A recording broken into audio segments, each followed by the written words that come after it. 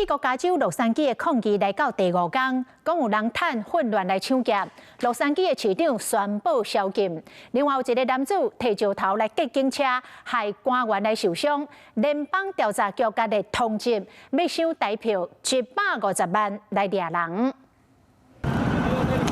在洛杉矶的路顶，路边一个戴安全帽、穿乌衫查甫人，一直对警察车弹石头。美国联邦调查局指控伊甲警察攻击，佮迫害政府的资产，造成一个官员受伤，而且甲列入去首要通缉的名单，奖励5万块美金，少是150万赏金，要甲抓。洛杉矶反移民的示威继续摊烧。 最近听讲有人先拔东边，有媒体侦翕到当地手机店或一电动抢劫，所有的人物件撒里就走，甚至有人想要敲破窗仔门，互警方放请甲警告。That I have declared a local emergency and issued a curfew for downtown Los Angeles to stop the vandalism, to stop the looting. 抢劫的状况实在真严重，洛杉矶的市长决定在市中心部分地区实施宵禁。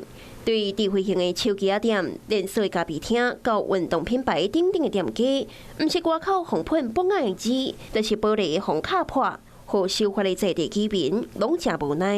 Those whole situation what we're watching is not right because this is destroying the city. 警方已经抓超过100个人。美国总统川普所派出去的7位海军陆战队队员也已经来到洛城。川普伊本人是去到北卡州布拉格堡军事基地，继续发口号宣传。We will not allow federal agents to be attacked, and we will not allow an American city to be invaded and conquered by a foreign enemy. The situation was winding down and was concentrated in just a few square blocks downtown. With that, that's not what Donald Trump wanted. He again chose escalation. 加州的州长刘森也继续和强调派兵正当性的川普对立。这场发生在洛城示威，也开始传到美国各地。如今在华府、纽约、亚特兰大、加芝加哥等等主要城市，拢已经出现抗议的活动。